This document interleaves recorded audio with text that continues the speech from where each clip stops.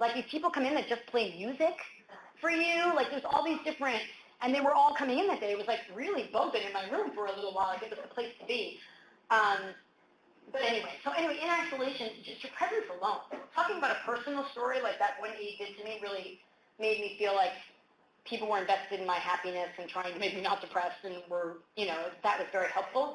But even when people would come in and just act like I was a normal person that they could have a small talk conversation with, like that was huge for me. And not acting like, like the situation is what it was, which is me being violently ill from a deadly infectious disease, like that was just so nice when that could happen. And my husband came to visit me every day. It wasn't like I was alone, but you interact with so many more people in your life than just your husband or your mom and dad. You're used to seeing like tons of people and having small talk with them. So especially if you live in a city, so it's lonely. And other things caretakers would say to me, they would make me feel like these little goals I had were not silly. Like Amy really kept my breastfeeding thing like seriously. Like she talked like there were times when I told some people, and I'm telling you, they were like, yeah, okay, but like it was big to me, and I think it was very healing for me that my body was able to do something normal and good afterwards. So when people acted like no concern was too small, and when people acted like that was big for me too. So I could talk about anything for like hours and hours. So you could, but people really did so many nice things for me, and people really were so great. I looked funny when I came out of the hospital. Again, I really look like a spider. Like I can't say that enough. Like tiny body, big abdomen. So people, when I did venture outside the house, especially when I was pregnant, people were like, "Oh, you're tiny," and they were like, "Yeah, I know," and people were coming on my weight a lot, and it made me. People think when you're a woman that you always want to hear that you're thin, and you really don't when you almost die. Like you don't.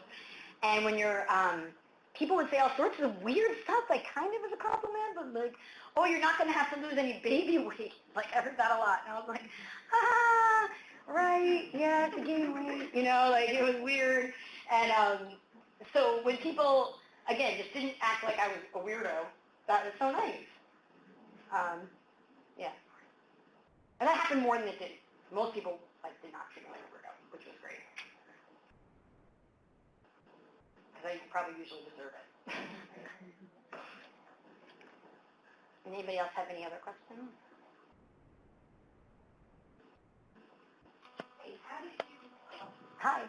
how did you deal with your son at home? When I came back, or when he was at home and I was in the hospital? Because my husband has great insurance, thank God. But so he had to keep working, obviously.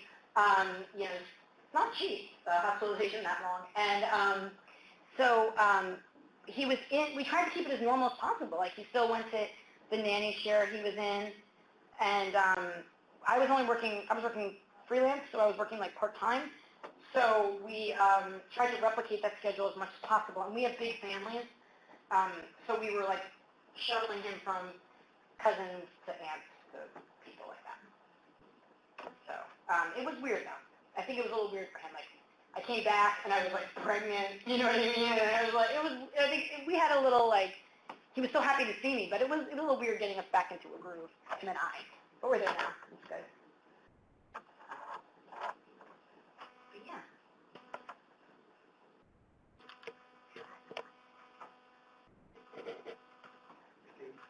Thanks for your talk. Yeah. I really, it's unfortunate that you had to go through this, and to some degree, you're also lucky having this in the position you're in. Good health care, New York City Hospital, Center of Excellence here.